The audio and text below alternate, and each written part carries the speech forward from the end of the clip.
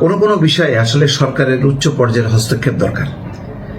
যেমন নজরুল ইসলাম মিঠু ছোট ভাই আমার রিপোর্টার্স ইউনিটির, সে আমার পরবর্তী সময়ের তারা নেতৃত্ব দিয়েছে, সভাপতি হয়েছে, আমি সেক্রেটারি ছিলাম, প্রতিষ্ঠাতা সেক্রেটারি। যাই হোক, নজরুল ইসলাম মিঠু, যার নামে কোনো মামলা নেই, অপরাধ নেই এবং কখনো সে আওয়ামী ক্যাডার সাংবাদিক হিসেবে পরিচিত না। কয়েকদিন আগে দেখলাম বিদেশে যাওয়ার পথে তাকে বিমানবন্দরে আটক করেছে।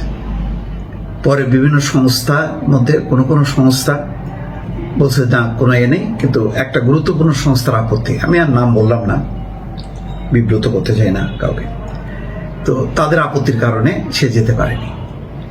ওকাবের, ওভারসিজ করেসপন্ডেন্ট অ্যাসোসিয়েশন, ওকাবের মতন একটা গুরুত্বপূর্ণ সংস্থা, যেটা হচ্ছে বৈদেশিক সংবাদদাতাদের একটা সংগঠন, তার প্রেসিডেন্টের যদি এই হাল হয়, দেখলাম যে স্বরাষ্ট্রমন্ত্রীকে জিজ্ঞাসা করা হয়েছে, স্বরাষ্ট্রমন্ত্রী বলছে যে আমি তো জানি না, খোঁজ নেব। তো স্বরাষ্ট্রমন্ত্রী কি ঘটছে না ঘটছে এই সমস্ত সংবাদগুলো যদি চটজলদি তার গোচরে না আসে, তিনি যদি বলেন না আমি তো জানি না, দেখি নাই, খোঁজ দিচ্ছি, কি হলো, তো কই?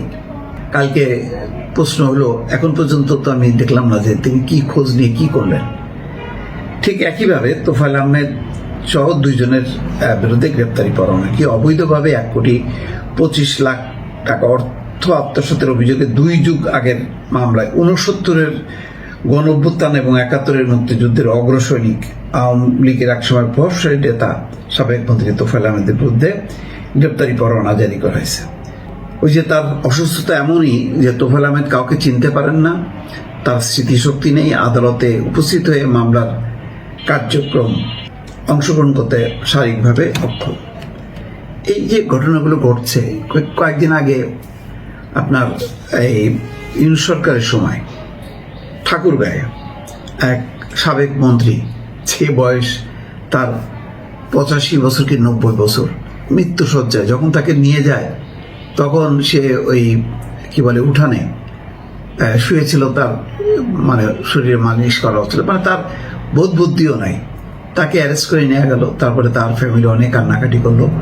ফখরুল ইসলাম আলমগীর বলল যে ঠিক আছে আমরা ক্ষমতায় আসি, তারপরে তার জামিনের ব্যবস্থা করতেছি, কিন্তু ওই এর মধ্যেই উনি মারা গেলেন। এই কিছু মানবিক আচরণ তো আকৃষ্ট করে প্রধানমন্ত্রীর। ওই যে একটা স্কুলের বাচ্চাদের কাঁদতে কাঁদতে চেয়ে ঢুকে গেল, প্রধানমন্ত্রী তাকে আদর করে দিল।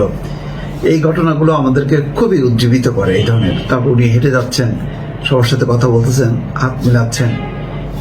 এটার সাথে আবার যখন এইসব খবর দেখি তখন আবার ধাক্কা লাগে যে প্রধানমন্ত্রী মানবতা দেখাচ্ছেন, একটা মানবিক একটা মূল্যবোধ ফিরে আনার চেষ্টা করছে, যেটা বাংলাদেশের হিংসা প্রতিহিংসার সেই রাজনীতি, যেটা শেখ হাসিনা দ্বারা উৎসারিত একেবারে সয়লাভ হয়ে গেছিল, সেই জায়গায় একটা ভিন্ন মেজাজে তারেক রহমান প্রধানমন্ত্রিত্ব করছেন বা সরকার পরিচালনা করছেন।